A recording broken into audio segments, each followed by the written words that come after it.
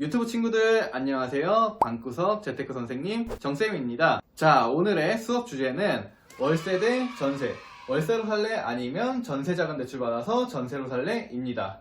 우리 사회초년생 이제 막 독립을 시작한 사람들에게 가장 큰 부담 중 하나가 바로 이 월세입니다. 적게는 30만원부터 많게는 50만원 이상까지 월급의 상당 부분을 이 월세로 지출하게 되는데요. 이 부담스러운 월세 줄이는 방법 지금 알려드리도록 하겠습니다. 수업 주제에서도 나왔듯이 월세를 줄이는 가장 좋은 방법은 바로 전세입니다. 월세도 내기 빠듯한데 전세로 옮기라니 이게 무슨 소리야? 라고 생각할 수 있지만 전세자금의 20%만 있다면 충분히 전세자금 대출을 받아서 전세로 옮길 수가 있습니다. 즉 기존 월세 보증금에 조금만 더 돈을 보태면 전세로 살 수 있다는 소리죠. 그럼 본격적으로 비교를 해볼까요? 월세는 지역별로 다양하지만 그냥 서울 평균 월세라고 가정을 해서 임의로 설정을 한번 해보겠습니다. 자, 보증금 1000만원에 월세 45만원이라고 가정을 해볼게요. 그러면 이 정도 컨디션의 집은 전세로 따지면 한 9천만원 정도가 됩니다. 자, 내가 이 보증금 1000에 월세 45만원짜리 집에 살고 있었어요. 그러다가 이제 전세로 옮길 거예요. 그러면 내가 실질적으로 필요한 돈은 얼마가 필요할까요? 전세자금 대출은 80%까지 가능하기 때문에 9천만원의 80%인 7,200만원은 내가 대출을 받으면 되고요. 실질적으로 내가 부담하는 돈은 1,800만원이 되는 거죠. 그러면 1,800만원이라면 내가 원래 있던 보증금 1,000만원에 800만원만 더하면 전세로 옮길 수가 있다는 소린 거죠. 그러면 이렇게 생각하시는 분들 많을 거예요.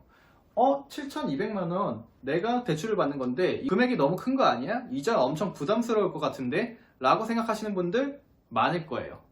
그러면 우리 같이 이자를 얼마 내야 되는지 한번 계산을 해봅시다.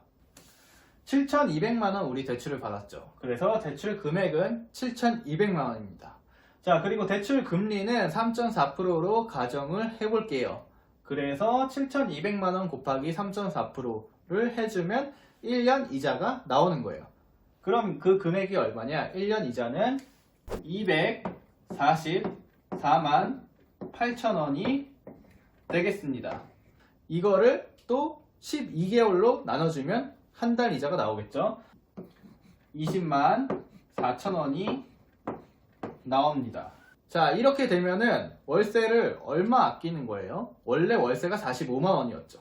근데 한 달 이자는 20만원이에요. 그러면 월세를 무려 25만원을 아끼게 됩니다. 1년이면 25만원 곱하기 12개월 해주면 300만원 정도를 1년에 아끼게 되고 전세계약은 2년이니까 총 600만원을 아끼게 됩니다. 엄청난 금액이죠. 추가로 600만원보다 더 많이 아낄 수 있는 방법도 있어요.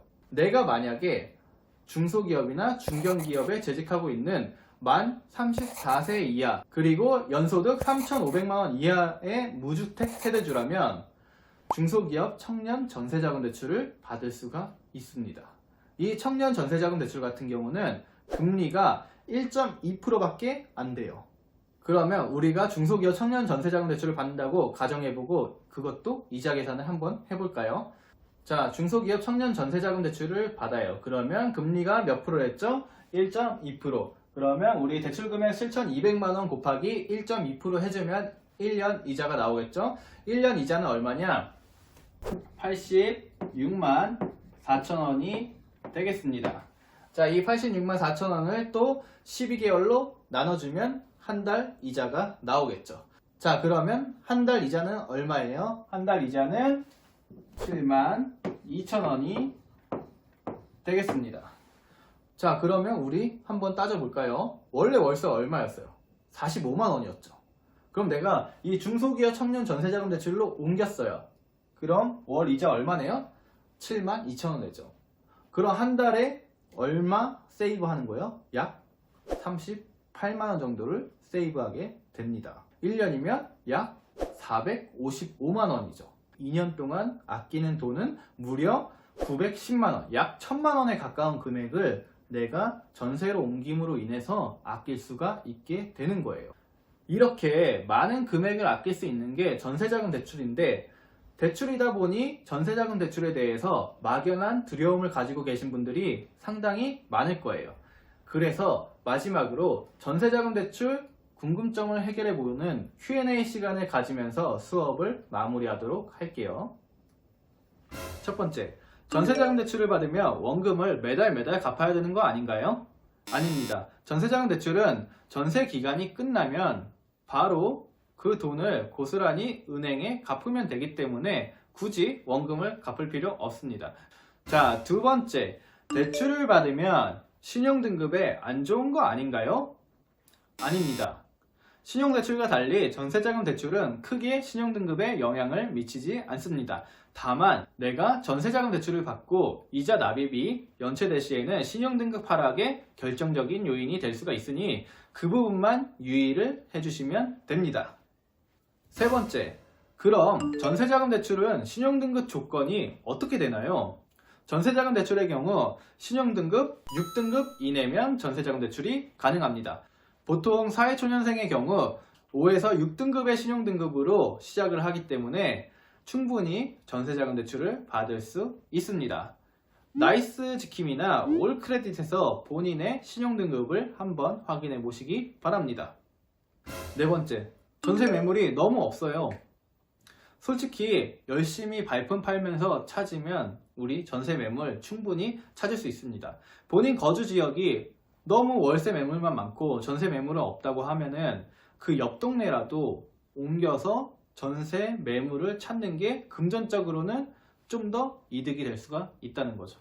꼭 전세 매물 찾아서 돈 아끼시기 바랍니다. 다섯 번째, 전세자금 대출 신청 방법이 궁금해요. 이 부분은 바로 다음 수업에 알려드리도록 하겠습니다. 다음 수업을 기대해 주세요. 자, Q&A 시간은 여기까지 하도록 하고요.